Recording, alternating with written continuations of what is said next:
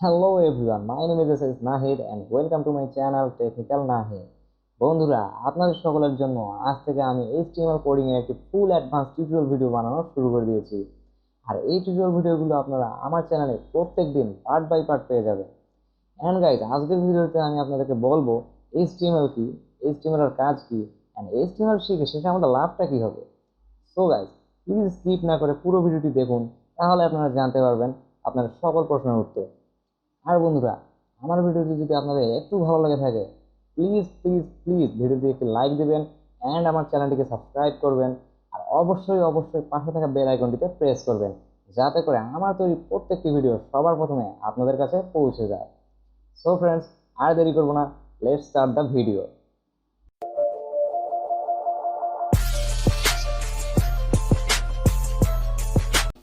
তো friends, what is HTML? HTML আসলে কি? এইচটিএমএল হচ্ছে হাইপার টেক্সট মার্কআপ ল্যাঙ্গুয়েজ। অনেকে এটিকে ভুলভাবে প্রোগ্রামিং ল্যাঙ্গুয়েজ বলে ফেলে, বাট ফ্রেন্ডস, এটি কোনো প্রোগ্রামিং ল্যাঙ্গুয়েজ না, এটি একটি হাইপার টেক্সট মার্কআপ ল্যাঙ্গুয়েজ। তো আপনারা জেনে গেলেন এইচটিএমএল আসলে কি। দেন আমাদের নেক্সট কোয়েশ্চেন থাকে, what can you do using HTML? HTML ব্যবহার করে আমরা কী কী করতে পারি? The answer is, we can make website using HTML. HTML দ্বারা আমরা বিভিন্ন ধরনের ওয়েবসাইট বানাতে পারি। যেমন ধরুন, alibaba.com একটি জনপ্রিয় মার্কেট প্লেস ওয়েবসাইট, যেখান থেকে আমরা অনলাইনে কেনাকাটা করতে পারি। সো ফ্রেন্ডস, এইচটিএমএল ব্যবহার করে আপনারা alibaba.com এর মতন এরকম জনপ্রিয় ওয়েবসাইট খুব সহজেই বানাতে পারবেন। তো আপনারা জেনে গেলেন এইচটিএমএল ব্যবহার করে আমরা কী কী করতে পারি।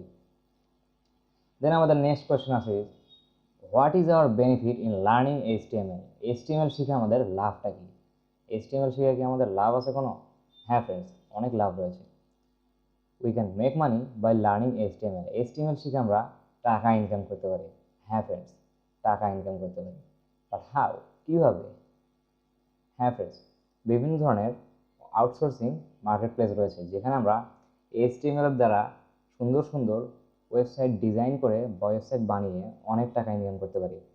আর তাছাড়াও আমরা যারা কম্পিউটার সায়েন্স নিয়ে পড়তে চাই বা সফটওয়্যার ইঞ্জিনিয়ার হতে চাই, তাদের জন্য এইচটিএমএল শিখে রাখাটি খুব ভালো। তো ফ্রেন্ডস, আমার এই ইউটিউব চ্যানেল থেকে আপনারা এইচটিএমএল এর এই টিউটোরিয়াল ভিডিও থেকে এইচটিএমএলটিকে বেসিক থেকে অ্যাডভান্স লেভেলে খুব ভালোভাবে শিখতে পারবেন এবং খুব সহজেই শিখতে পারবেন।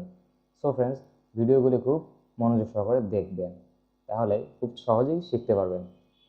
তো ফ্রেন্ডস, চলুন এইচটিএমএল শেখার জন্য ফার্স্ট অফ অল আমাদের একটি এইচটিএমএল এক্সটেনশন যুক্ত ফাইল ক্রিয়েট করতে হবে। তো একটি এইচটিএমএল এক্সটেনশন যুক্ত ফাইল ক্রিয়েট করার জন্য প্রথমে আমি একটি নিউ ফোল্ডার ওপেন করছি। এখানে মাউসের রাইট বাটন ক্লিক করলাম, দেন নিউতে গেলাম, নিউ থেকে টেক্সট ডকুমেন্টে ক্লিক করলাম।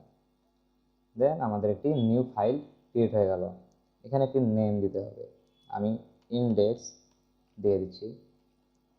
আপনারা যে কোনো নাম দিতে পারেন, কোনো প্রবলেম নেই। বাট ফ্রেন্ডস, ইন্ডেক্সের পর এই ডট টিএক্সটি লেখাটিকে মুছে ফেলে এইচটিএমএল লিখে এন্টার প্রেস করে ইয়েস ক্লিক করবেন। তাহলে ফ্রেন্ডস, আমাদের এইচটিএমএল এক্সটেনশন যুক্ত ফাইলটি ক্রিয়েট হয়ে গেছে। এখন আপনাদের হয়তো প্রশ্ন থাকতে পারে, আমাদের তো ডট এইচটিএমএল বা ডট টিএক্সটি এই এক্সটেনশনটাই শো করছে না, তাহলে আমরা কি করতে পারি? সো ফ্রেন্ডস, নো টেনশন, আপনারা সিম্পলি কন্ট্রোল প্যানেলে চলে যাবেন। কন্ট্রোল প্যানেলে গিয়ে ফাইল এক্সপ্লোরার অপশনটিতে আপনারা ক্লিক করবেন। দেন আপনাদের সামনে এরকম একটি ইন্টারফেস চলে আসবে। সিম্পলি আপনারা এখানে ভিউতে ক্লিক করবেন।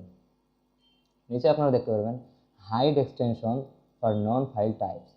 এটি হয়তো আপনাদের টিক মার্ক দেওয়া রয়েছে, আপনারা এটিকে আনটিক মার্ক করে অ্যাপ্লাই দিয়ে ওকে করবেন। তারপর ফ্রেন্ডস, আপনারা যে কোনো ফাইলের এক্সটেনশন দেখতে পারবেন।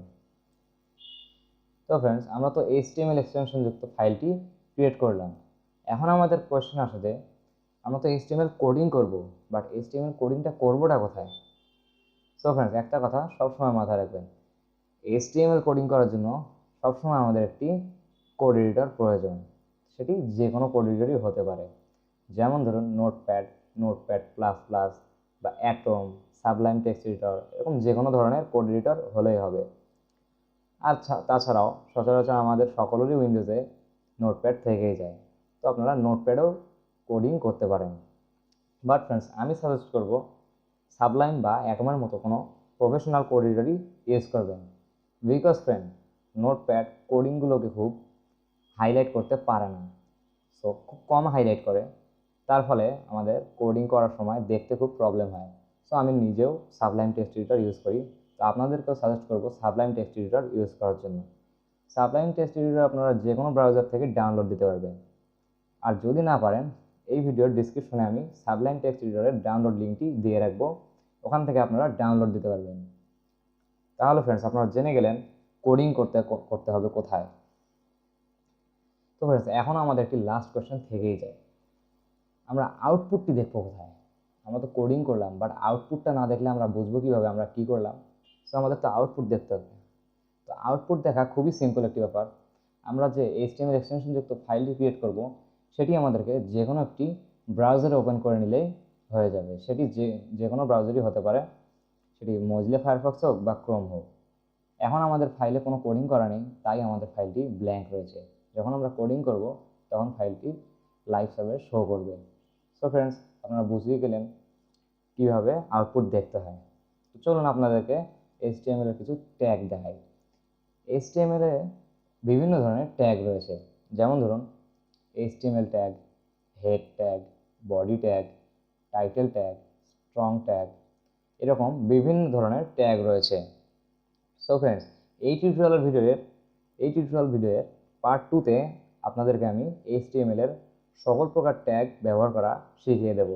সো ফ্রেন্ডস, আজকের ভিডিও এই পর্যন্তই। নেক্সট টিউটোরিয়াল ভিডিওতে আবার দেখা হবে। সো ফ্রেন্ডস, সবাই ভালো থাকবেন। Good bye.